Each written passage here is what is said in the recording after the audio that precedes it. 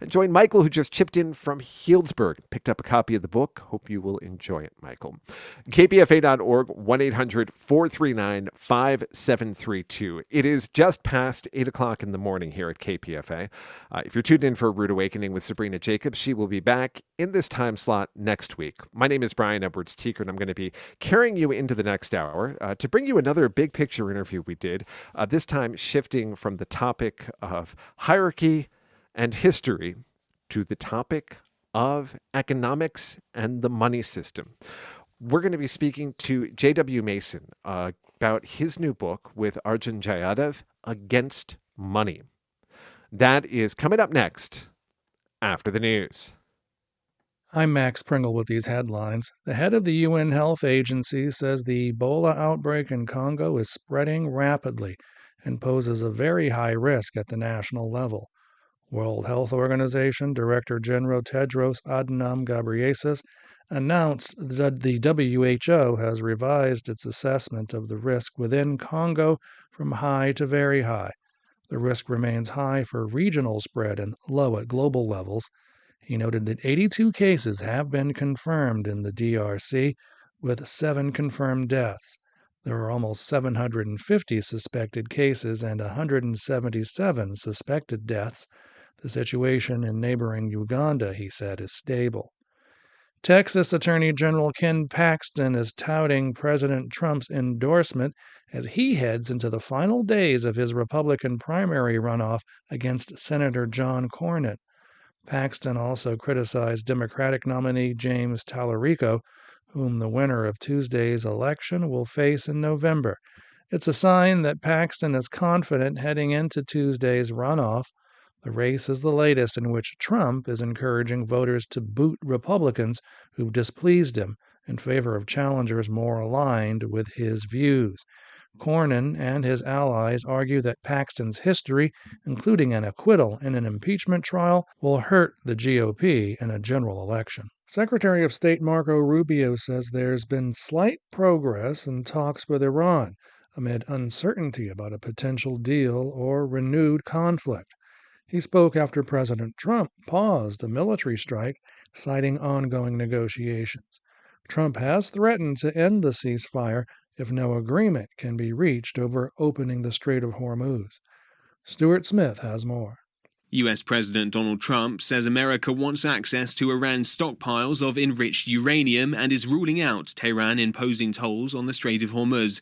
He's been speaking about what a peace deal might look like after he told reporters on Wednesday that discussions were in their final stages.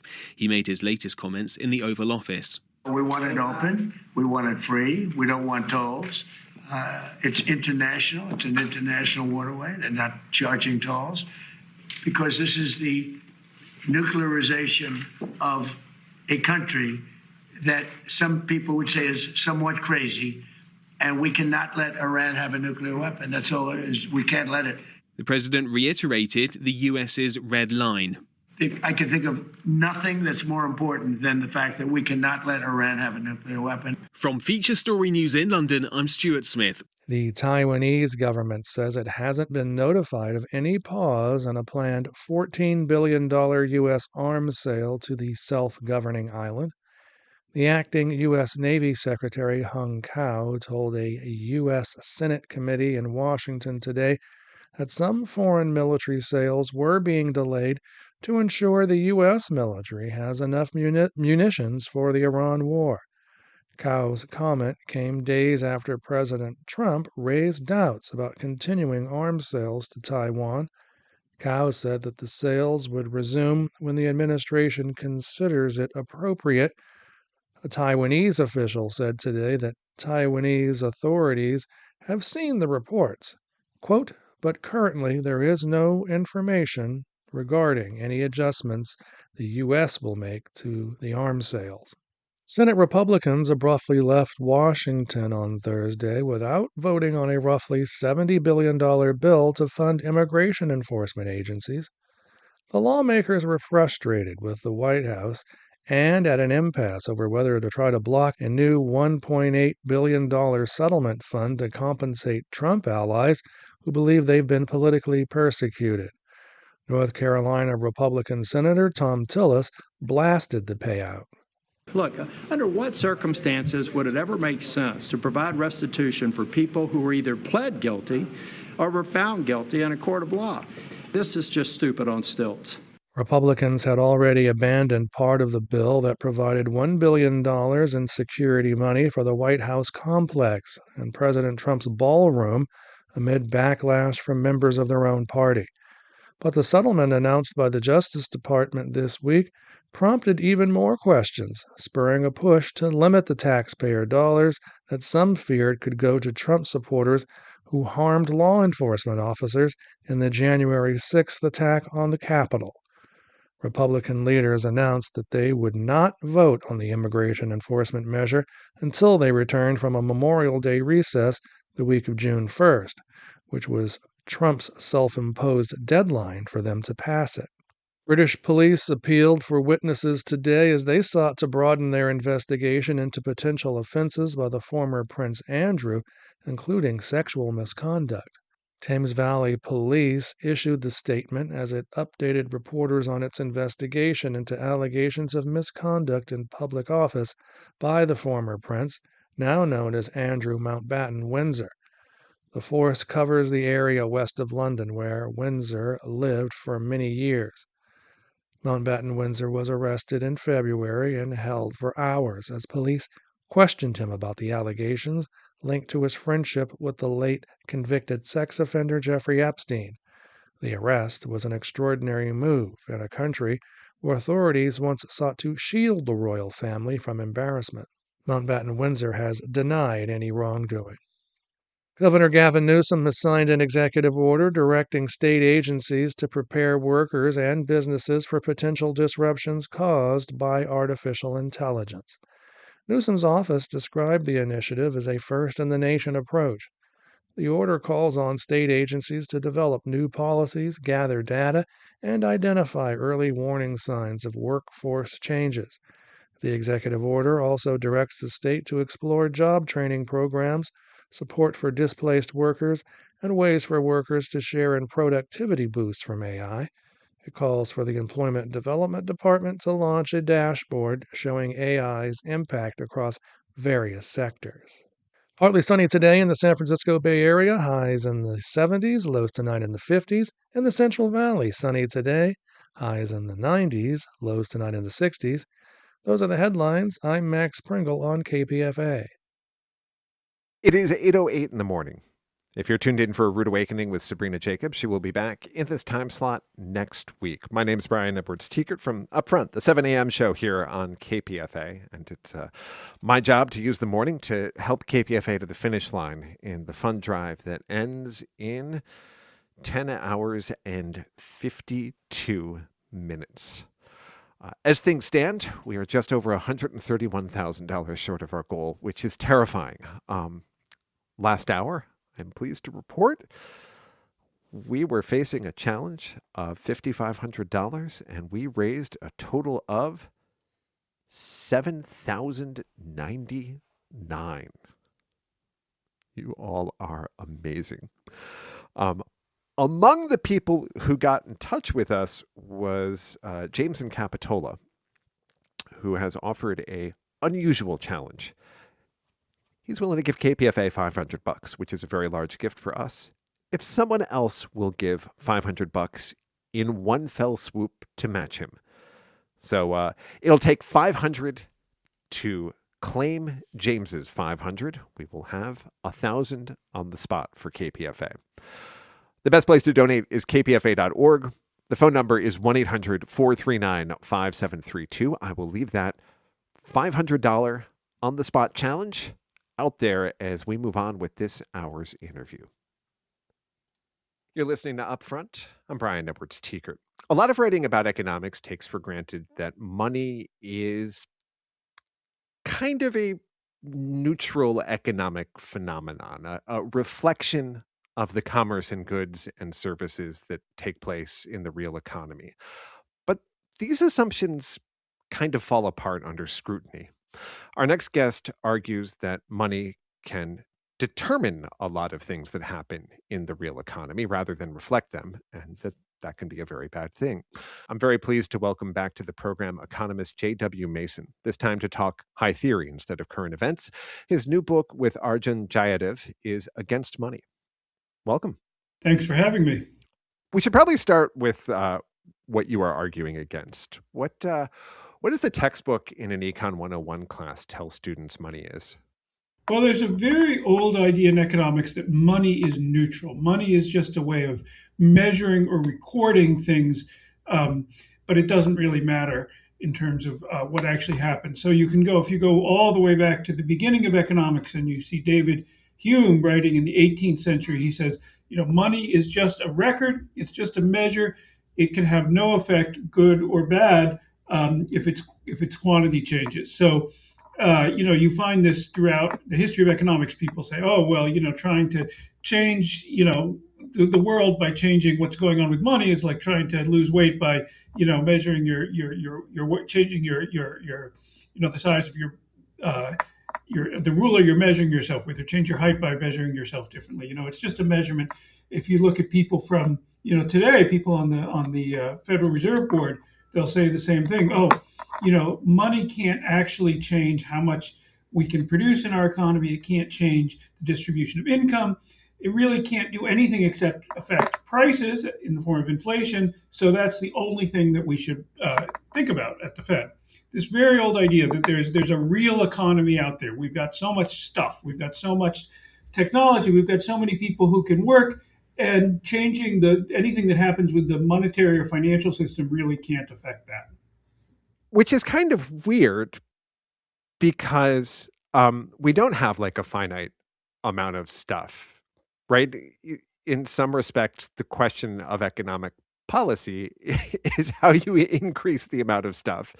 And it matters, for instance, if there's money there to build a railroad before you build a factory, or if everything coming out that factory's doors has to get to market on a truck. That's right. And these two ideas sort of go together. The idea that money is neutral and the idea that there's a kind of potential output, a kind of already out there in the world. There's just so much stuff we can produce.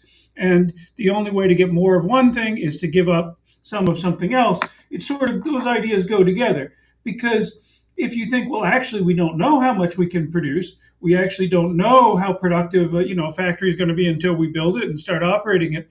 Then it's a lot more likely that what gets financed is going to make a big difference in what we can actually do.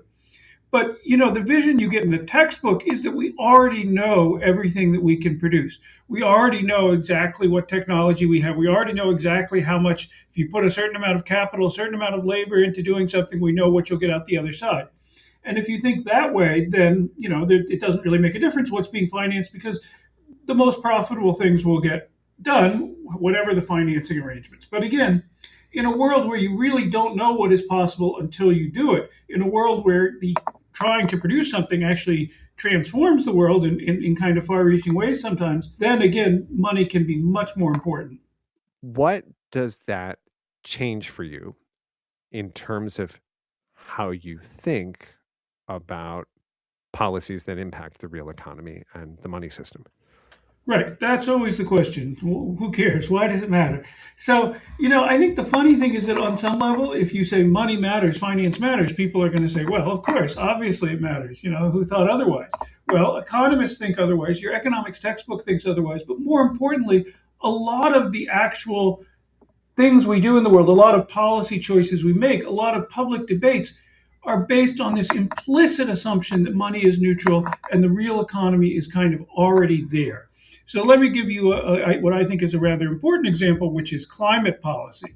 The question of what we are going to do to maintain, a habitable world for our children and grandchildren, and stop emitting so much carbon into the air. So a lot of people, a lot of economists, but also policymakers, have approached this as if there's a hard trade-off, that if you want to invest more in decarbonization today, that means you're going to have to consume less today. That basically we can decide, well, we do want a habitable planet for our grandchildren, so we're going to have to spend money on, building solar panels and electric cars and so on. And that means we're going to have less money left over for other things. Because again, if you think of the problem this way, the money is just a marker for the stuff that is already there. It's already there. You're either using it for decarbonization or you're using it to meet other human needs. And this is the way climate policy has been discussed in a lot of settings, that it's like this trade-off, and you have to decide, well, how much is it worth giving up today in order to, get so much more, so I have to have a certain amount less carbon in the air in the future. And, I think that's a very problematic way of approaching it, first of all, because it really doesn't work politically, because it's very hard to persuade people, who feel like they're often just getting by in the present to say, oh, you need to give things up in order to deal with climate change. So it doesn't work politically, but it's also really wrong in terms of what the problem actually is. Because the truth is, it's not the case that we're already fully utilizing all the resources and technology and labor that we have. So the only way to decarbonize is to give something else up. Actually, we have huge amounts of unemployment. We have huge amounts of underemployment. And we also have lots of technologies that aren't in use, not because they're less efficient, but simply because nobody has invested yet in developing them. And we can see this very clearly with the huge expansion of solar power today and other forms of clean energy and the rapid shift to electric vehicles. This is not a case where we have to give up the cheaper, more efficient form of power in order to get the low carbon one. We're actually reaching a point where solar power is much cheaper than fossil fuels. And the result of all this investment is we're going to be better off in the present and not just in the future. But you only get there, first of all, if you realize that we actually don't know yet what the possibilities of these technologies are, and we are not fully utilizing all our resources in the present. There's lots of kind of unexplored possibilities right now. And second, that what does happen really depends on financing. So if you can finance investment in a new industry, you're very likely to find that it becomes much more productive. So I think we can see this very clearly with climate, that this sort of wrong idea about it being all about hard trade-offs between the present and the future, which I think ultimately do come down to a sort of misunderstanding of money, really held back the kind of green transformation that we need, to preserve our civilization. Probably the thing you're describing with regards to climate policy, not helped by the fact that serious people talking about what it would mean to reprioritize our economic activity in the way you described, decided to go under the banner degrowth. Well, that's right. That's a problem. And there's sort of a left-wing version of this story about scarcity and real constraints. And there's certainly people, I think there's a certain disagreement with some people maybe on our left who are skeptical about the power of finance. And I think you certainly have people say, oh, you can't, solve real economic problems and real political problems just by changing who's able to get a loan. You can't do it just by manipulating the interest rate. I think there are a lot of people who are skeptical and feel this is about getting something for nothing across the political spectrum. And obviously, of course, we should just say it, you can't solve all our problems simply by spending more money. But I do think we have to recognize that there are many ways in which the question of who gets credit and on what terms, who gets financing on what terms, really does transform the real economy. And if you start with an attitude that we kind of have this fixed budget that we're working with, and the only way that we're going to, get a livable planet out of it is by giving up all of the material things that people depend on to live. I think, again, first of all, you'll never be successful politically with that program. But secondly, it really misunderstands the actual challenges facing us. Well, there's a flip of that argument, critique of climate action, which is that the market will sort it out when solar does, in fact, become cheaper than other forms of electricity, that it'll displace coal and natural gas and the things that are cooking up the planet. So no intervention required. Well, I mean, I think we are now heading in that direction, but we're heading in that direction because of the interventions that have already taken place. That if you have enough investment into solar power and wind power, and you reach the point where these things become, more just more cost effective on narrow terms, then the transition sort of has a momentum of its own. Now, there's lots of other areas besides electricity generation where we are not at that point. But again, that's not really a vindication for a market view, because the reason we got here is because at an earlier stage, and still in China, there was a very centralized, coordinated effort to direct financing to these activities. And this is a big sort of one of the takeaways of this perspective from our point of view, which is that economic life, whether you call it in the United States or China or anywhere else, always involves a tremendous amount of planning. You know, right now, it's kind of funny. You've got these tech oligarchs, these tech CEOs in China, meeting with Chinese officials. And from my point of view, that's really like one group of central planners meeting with a different group of central planners. Obviously, they have different titles and they answer to different constituencies, which is very important.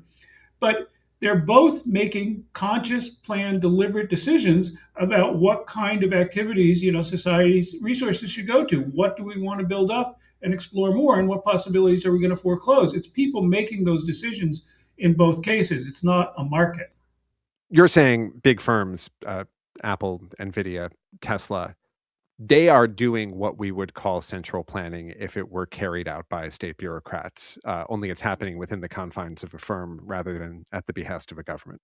Absolutely, 100%. And we should add finance, venture capitalists. We have a huge specialized part of finance devoted to giving very generous terms to tech companies. There's lots of other potentially valuable things in the economy that don't get that sort of financing, and that's not because they aren't profitable. In fact, a lot of these tech companies aren't profitable, and we certainly don't know in advance which will be profitable. It's because we have made a kind of centralized decision to channel funding in one way and not in another. But the decision makers are outside the reach of any kind of democratic process. They're the venture capitalists, not some branch of an elected government. That's right. To us, the real distinction is not between a market and economy and a planned economy, because all economies are planned, and especially modern industrialized economies like ours, markets are, in a way, just a venue for planning. The question is, who are the planners accountable for? It's a question of public planning versus private planning. And I guess the question is towards what end? Clearly within the firms, it's towards profit maximization. Whether that's towards the end of shareholder enrichment or CEO enrichment is kind of a different topic. At the nation state level, you get different goals batted around. Maybe it's national economic development, maybe it's full employment, maybe it's keeping the planet from cooking itself and wiping out human civilization. But generally, in discussions about economic policy, interventions are measured in terms of their impact on something that is measured in money, gross domestic product. This is something you devote a chapter to. Yeah, we think that it really leads to a lot of confusion. And again, confusion that ultimately has bad effects in the real world when we think we can summarize the total amount of production, the total amount of useful activity in a country with this one statistic that we call real GDP. Um, it's really misleading in a number of ways, and maybe most importantly, from our point of view, it takes a certain notion of what is public and what is private, what is supposed to be provided through the market and what isn't, and it writes it right into the statistics in a way that you don't even see. So there's sort of all sorts of, when you look at that number, that real GDP number, it's not just sort of an objective counting up of how much was produced in the country, because you can't do that. You have to make all sorts of judgments and assumptions in order to produce that number. And those judgments and assumptions actually embody a lot of normative views about how the economy ought to work. So when we use those numbers uncritically, we're sort of taking a political position without even realizing it. This has a couple of implications that people, obviously, very few people ever think about. One, it implies that finance is productive. It is producing something of value. That's, in fact, I think, why the statistics are constructed that way. And maybe we agree with that, but maybe we don't. But again, that judgment that finance is producing something of value, just like, home builders or healthcare or grocery stores are, that's a judgment, and yet it gets written right into the statistics. And secondly, of course, it implies that everybody normally should be out there lending and borrowing at the market interest rate, that's sort of the default. And again, we might not think that's what normally happens in an economy, but that's written into the statistics. Or the treatment, the fact that we impute a value for the services of owner-occupied homes, but not for parent-provided childcare, is sort of a judgment in the statistics that housing is something that is normally and ought to be provided through the market, and childcare is not. And you might agree with that judgment or not, but the point is, you don't think about the fact that judgment is part of the way that our GDP statistics are constructed. It's like kind of hilarious that GDP as a measurement says clearly Banks are providing a valuable by paying low interest to their clients that we must measure and incorporate. But a parent who leaves the labor force to raise a healthy child who will contribute to our society and economy is doing nothing of measurable value. That's exactly right. That's exactly right. And once you start realizing that's how these numbers are constructed, I think you really look at them in a different way. There's a saying in Silicon Valley, which I operate very close to. If you can measure it, you can improve it. And this is like also, I think that the underlying theory behind the gamification of a lot of consumer products. When you give people a scoreboard or a leaderboard, they start trying to optimize the number you're floating in front of them. So if GDP is not the kind of thing we should be optimizing, like what alternative measurements should we be working with at a policy level? We should ask questions like, what are life expectancies in different places? What are homicide rates? That's something we can measure pretty well, unlike other categories of crime. How many hours a week do people spend working? How many hours a week do people spend commuting? And you can compare these things. You won't get a single number that you can use, and people really like having that one index that you can compare, but you will get numbers that are meaningful, that actually tell you something. And so I think, the sort of fantasy that you can construct a single measure of output has really been an obstacle to thinking more seriously about what outcomes that are relevant for human well-being we actually can measure. And then, of course, as you say, what you measure is what you manage, in a sense. And so it makes it harder to focus on actually concretely improving people's lives if we've got this kind of spurious GDP measure that we're focused on instead.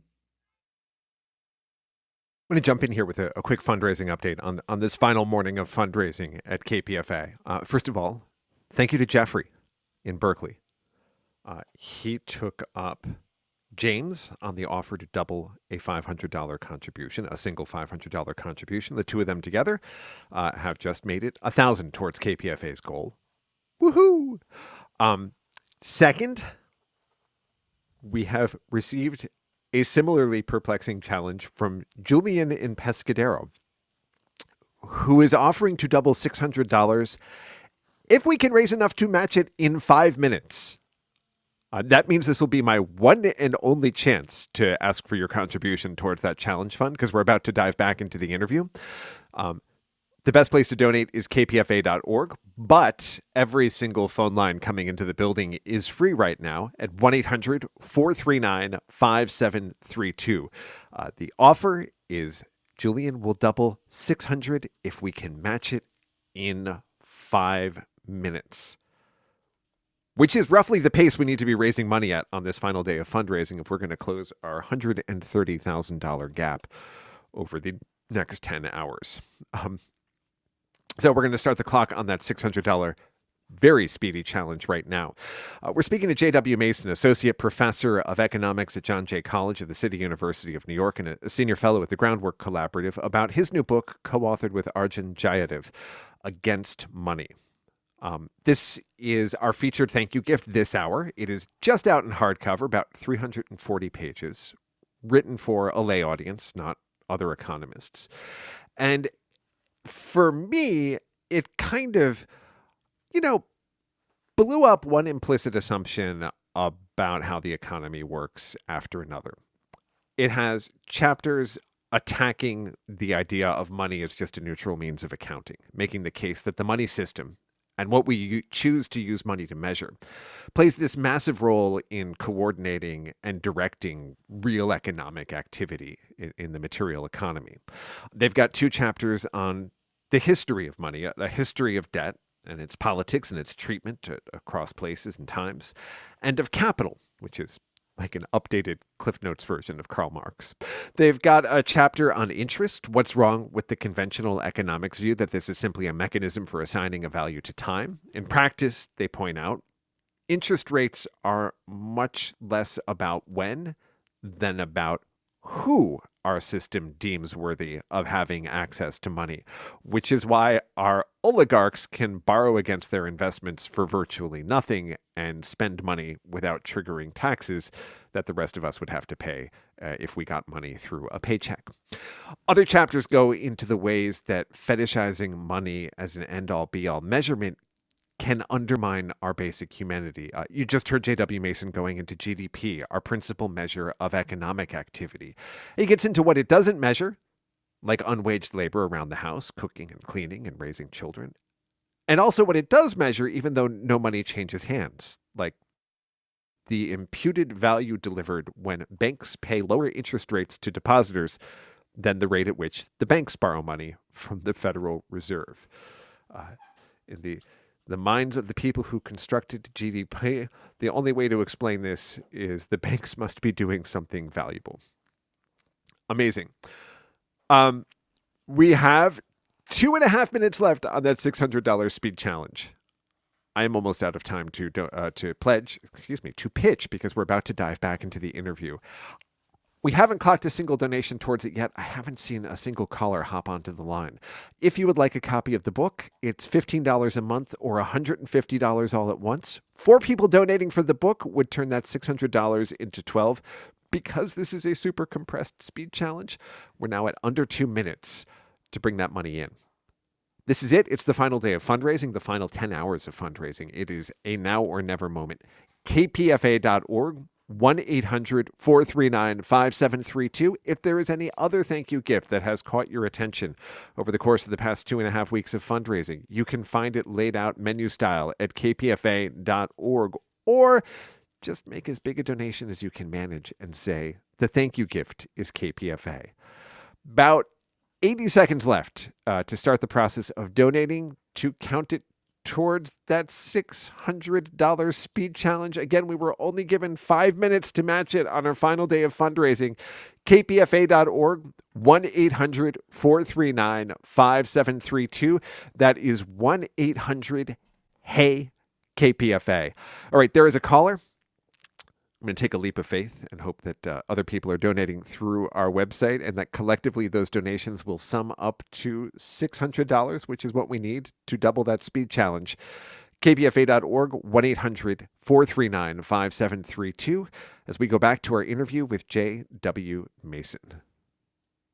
It gets at another aspect of money that I was kind of thinking about in the back of my mind as I was going through your book, which is that particularly for wealthy people, it's like a measure of status, like a scoreboard. Like at some point, you're not getting any benefit from an extra $1 million, right? But rich people still keep trying to get that extra $1 million, and it just seems to me like, when someone hits a net worth of like 100 million or so, and they've got their 6th house and whatever else it is that they think makes them happy, you could just kind of hand them a certificate that says, "Congratulations, you won market capitalism." Show them the victory screen on the video game, and say the rest from here is going into the public coffers. Yeah, that's right. I mean, that again really reinforces the point that thinking of money as just a marker or placeholder for real stuff, for real consumption goods, which we tend to do in a lot of ways we don't even recognize. But it really gets some basic things wrong, because obviously, whatever Elon Musk is pursuing when he tries to acquire yet more money, and whatever it actually gives him, it is not a higher level of material consumption. He has maxed out that stat a long time ago. Okay, so if that is not the core trade-off behind interest rates, what determines them? Well, we go back to this old idea that comes from John Maynard Keynes of liquidity, which is basically it's about the price of uncertainty. The basic way I think about it, we think about it, is it's the price of making a promise. We do a lot of things. A lot of our economy is organized on the basis of promises. We can see this obviously in a business setting. Elon Musk is talking a lot about Elon Musk here, but Elon Musk is organizing his IPO for SpaceX. Oh, we're going to put data centers in orbit. We're going to colonize Mars. We're going to, be the number one source of rocket launches for the whole world. All this stuff. We're going to have 1 million Starlink satellites, whatever. It's a series of promises about the future that allow him to get access to real resources today. He can actually hire people, he can buy land and all the stuff he needs to build his rockets today on the basis of these promises. And how can he do that? Because we have a financial system that allows him to do it, in this case, through issuing stock. Normally, if you want to make a promise, oh, I'm going to open a restaurant, it's going to be successful, people love my cooking, I'm promising that people will in fact love my cooking, and I can get, if I'm persuasive with a bank, I can get a loan, I can get access to the resources I need. I can get rent a building, I can hire workers, I can buy ingredients and so on. So what finance is really doing is turning promises into about the future into real resources today. But the problem is we don't know what will happen in the future, and we don't fully trust each other. We don't know most of the people that we interact with economically. And so what's really scarce is the ability to trust that people will actually fulfill their promises. And that's what fundamentally interest is the price of. How confident am I about this person's ability to make their promises? It's the price of our difficulty cooperating with each other. It's the price of our lack of trust in each other. It's the price of our lack of knowledge of the future, which is the point that Keynes really emphasized. It's not about saving and lending, but it's about making promises and trusting people. The way you start the book, it's clear that you're a bit of awe in the capacity of the money system we have to do incredibly complex levels of coordination. Trading in national currencies, we have created supply chains for incredibly complex manufactured goods that cross national borders and oceans, and involve, financial actors halfway around the world. What do you think money's good for? Money is good for allowing cooperation between strangers. That's really the secret of money. Again, we say the problem is cooperation, the problem is trust. When you know somebody, when you have a relationship with them, then you can cooperate, you can trust.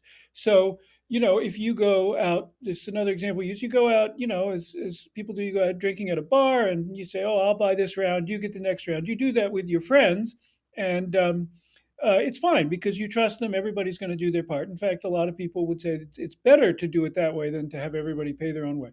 But the bar itself is probably going to want you to pay in the form of money because you don't have that sort of relationship.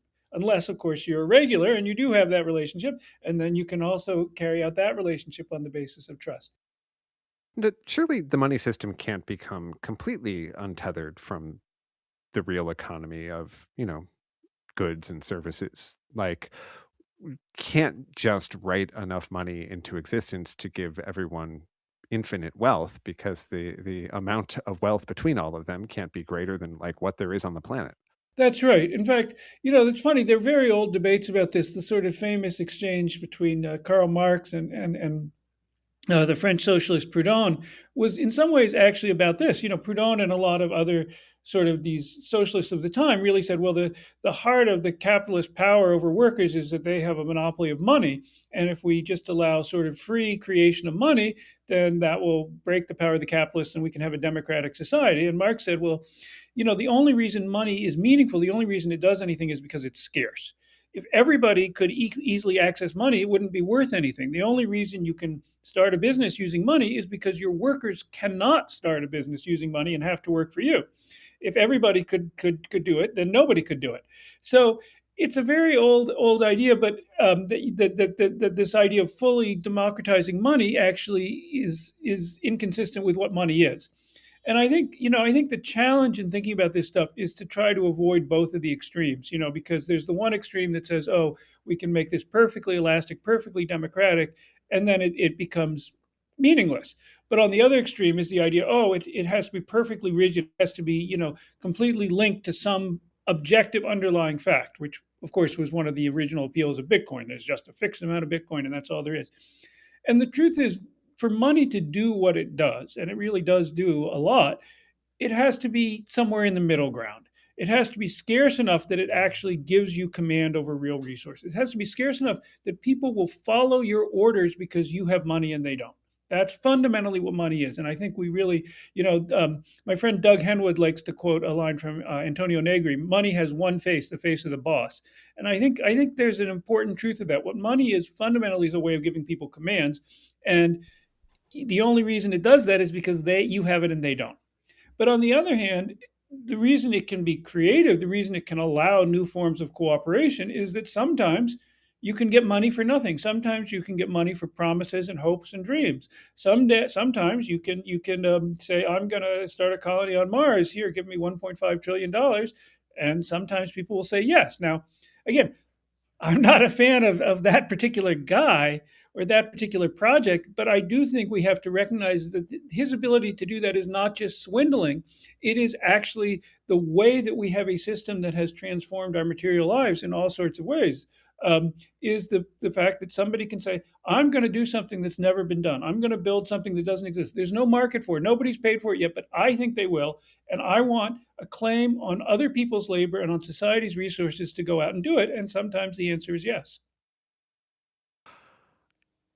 In a very contorted analogy, that is the story of KPFA, wherein a pacifist circulated a prospectus saying, "I want to create the world's first listener-supported radio station. Give me money."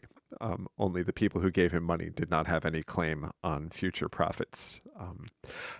Frankly, an astonishing story of people rallying collectively together around a shared vision and creating a shared resource greater than any of us could on our own by giving as a collective act of solidarity and giving across generations to build that idea into a broadcaster, that single broadcaster into a network that straddles the nation and the country, and into what KPFA is today for you. And that's what we're asking you to join on this final morning of fundraising at kpfa.org or 1-800-439-5732. We've been speaking to J.W. Mason. He's Associate Professor of Economics at John Jay College of the City University of New York, also a Senior Fellow at the Groundwork Collaborative. His new book, co-authored with Arjun Jayadev, is Against Money. And it is our featured thank you gift for a donation of $15 a month or $150 all at once. Quick update on how we are doing fundraising wise.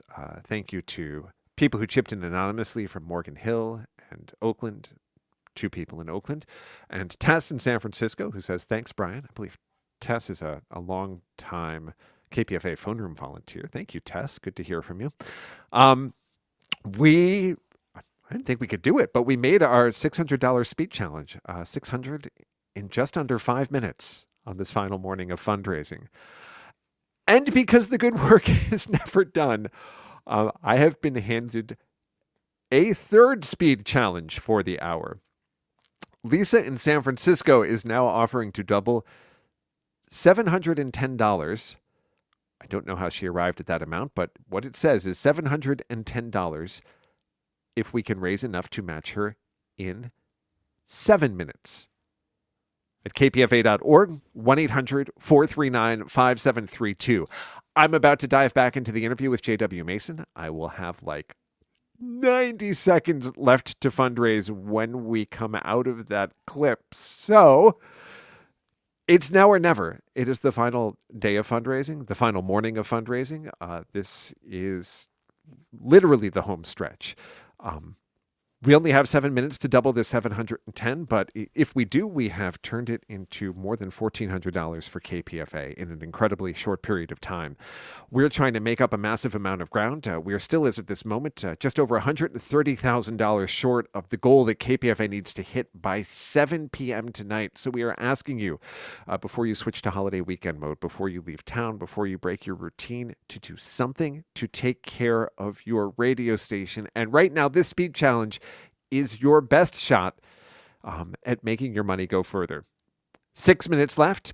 kpfa.org, 1-800-439-5732.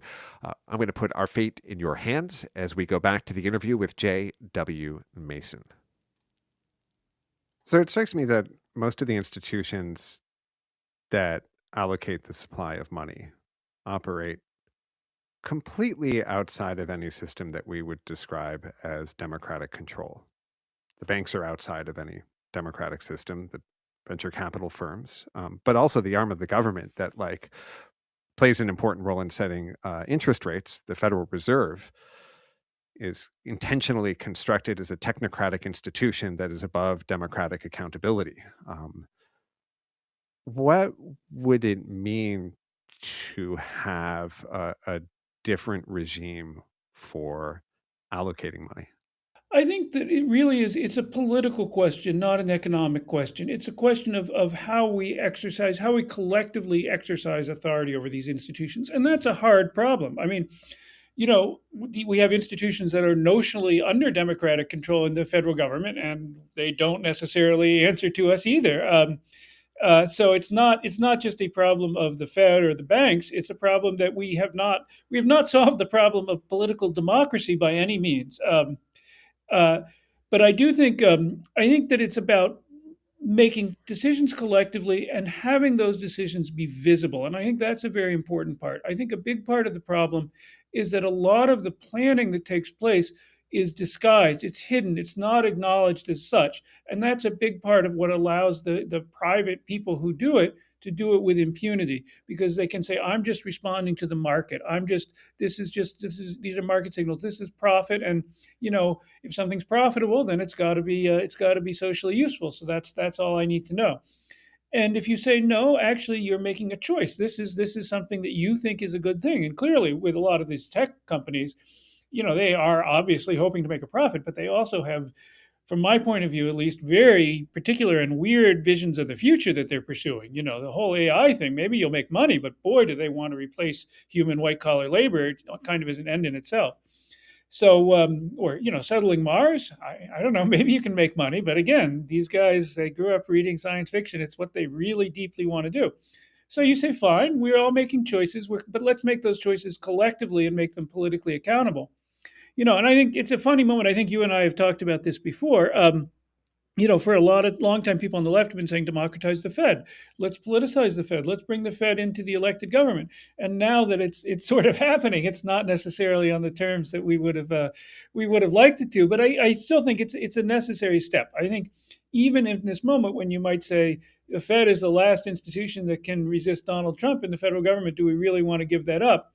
That the alternative to the kind of politics we've got now is not, oh, we're going to silo off these experts and they can make their objective judgments in protected from politics. It's we need a better politics. There's no substitute for that. Yeah, in news coverage, we mostly interact with the Federal Reserve in terms of it setting the overnight interest rate that kind of trickles down to most lending institutions in our society. But it regulates banks. It has the capacity to like steer capital to different sectors of the economy just by acquiring debt and putting it on its balance sheet. These are kind of powers that are even less visible in public discourse than what it does do.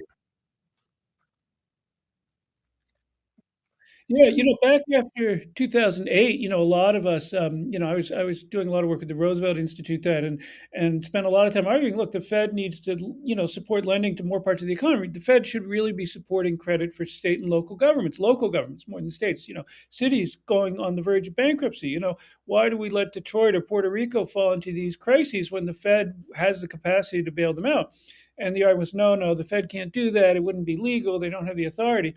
And then you come to COVID in 2020, and oops, look, the Fed just set up a facility to support lending to state and local governments. I guess they could do it all along. They just didn't want to until then. So I feel like that's the sort of thing where you really want the institution to be democratically accountable. J.W. Mason, that's probably a good note to end on. Thank you so much for the book. Thank you for speaking to us about it. Thank you. I really enjoyed this conversation. J.W. Mason is Associate Professor of Economics at John Jay College of the City University of New York. He's also a Senior Fellow with the Groundwork Collaborative. His new book, co-authored with Arjun Jayadav, is Against Money. It's $15 a month or $150 all at once on this final day of fundraising at kpfa.org. or 1-800-439-5732. Right now, I am a minute and 40 seconds away from the expiration of a speed challenge. The challenge put $710 on the line. So far, we have raised 200 to match it. You've got 90 seconds to come through. kpfa.org, 1-800-439-5732.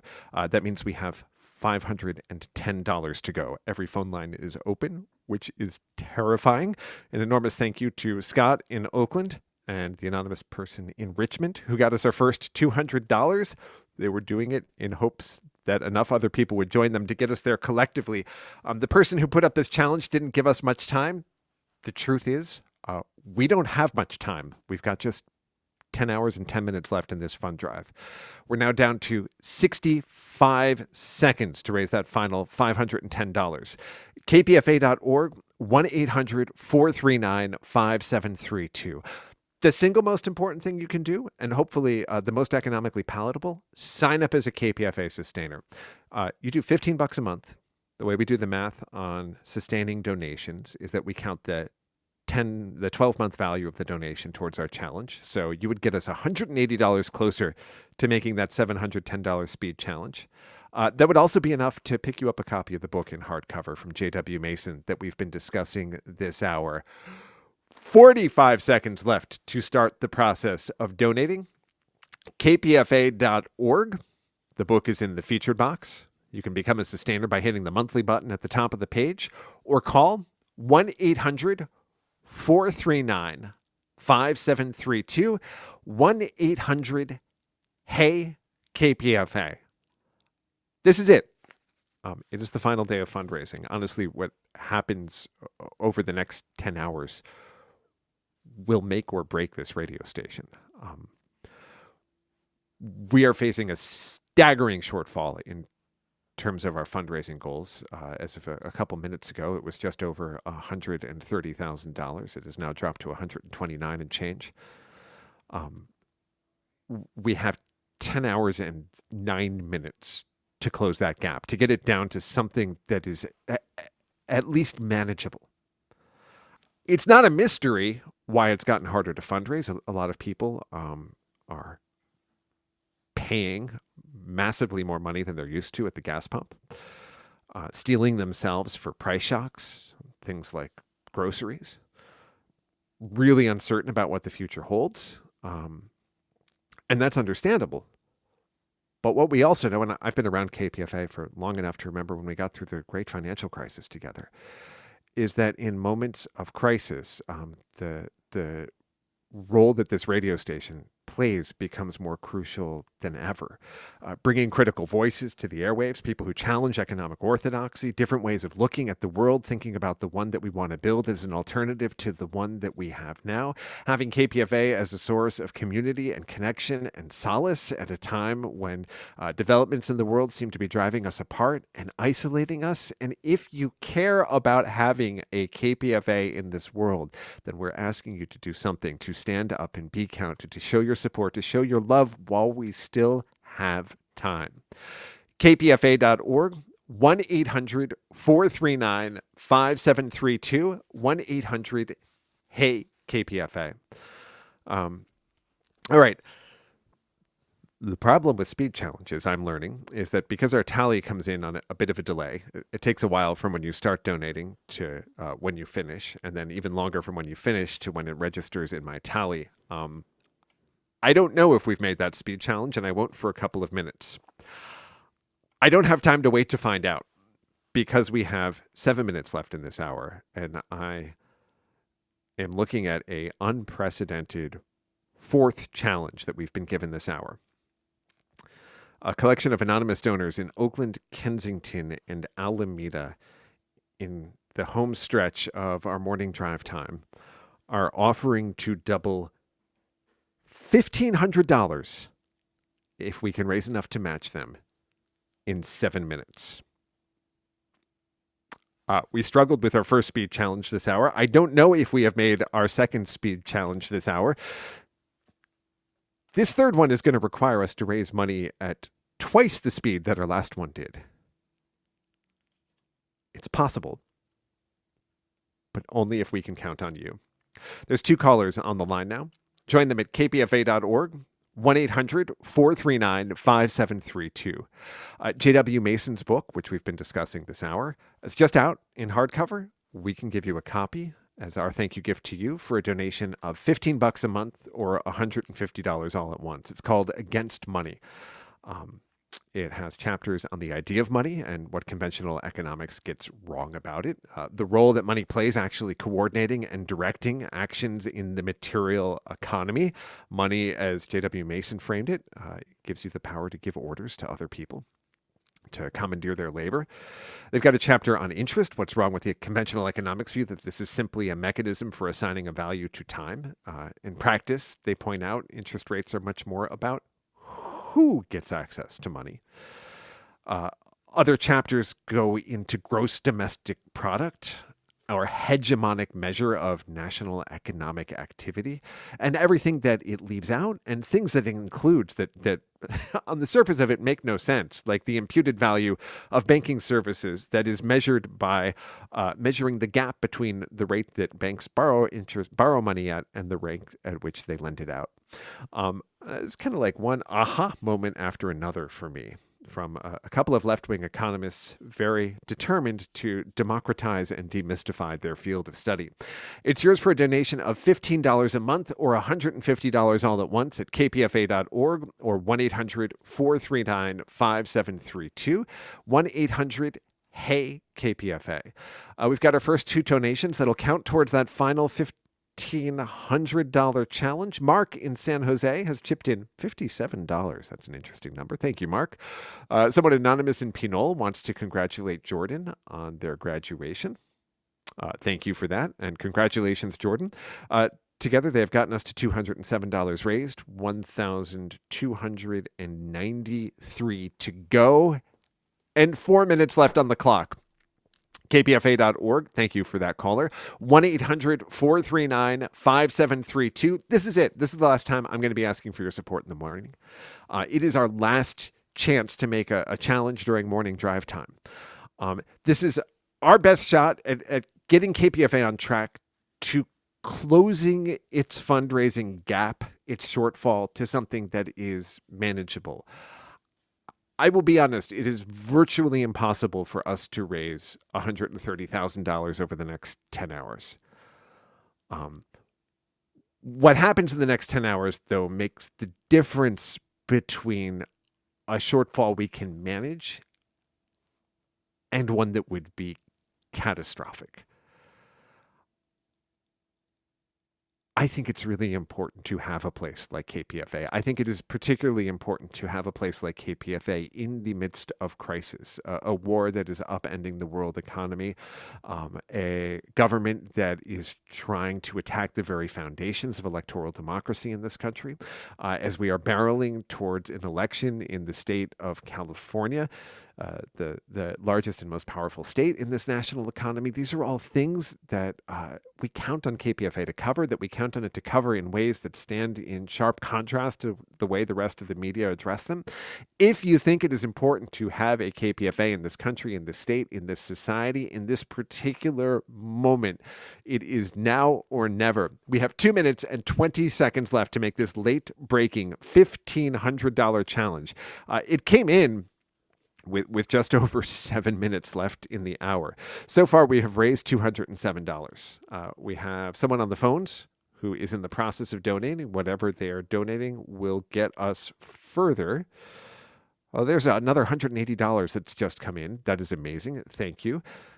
1-800-439-5732, 1-800-HEY-KPFA, or online at www.kpfa.org. That takes us to 1,113 left to raise. Nope. Someone in Albany has gotten us closer. Now we're at $1,003 left to raise. I've got 90 seconds left to ask. kpfa.org, 1-800-439-5732. Now, 2 callers on the line whose donations will be added to the tally. We just don't know how much they're for yet. The book we've been discussing this hour, $15 a month. We'd love to welcome you aboard as the sustainer. If you prefer to do it all at once, $150. That would close 1/7 of our gap on this challenge. If all you can manage is $25 a month, we want to know $25. We want to know you're out there and you're with us. And if you're someone who is doing better than most in these economic times, we need you to do as much as you can. Sign up as a $50 a month sustainer. Give a $1,000 gift and put it up as a challenge to an upcoming hour. KPFA is an each according to their ability proposition, and we are counting on each one of you to give as much as you can for everyone who counts on this place.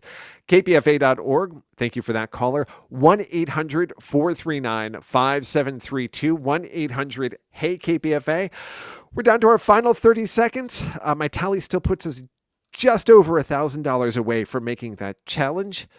KPFA.org, 1-800-439-5732. You're tuned to KPFA 94.1 FM in Berkeley, KPFB 89.3 FM in Berkeley, KFCF 88.1 FM in Fresno, and online around the world at www.kpfa.org. Please keep giving if you're in the midst of doing it, or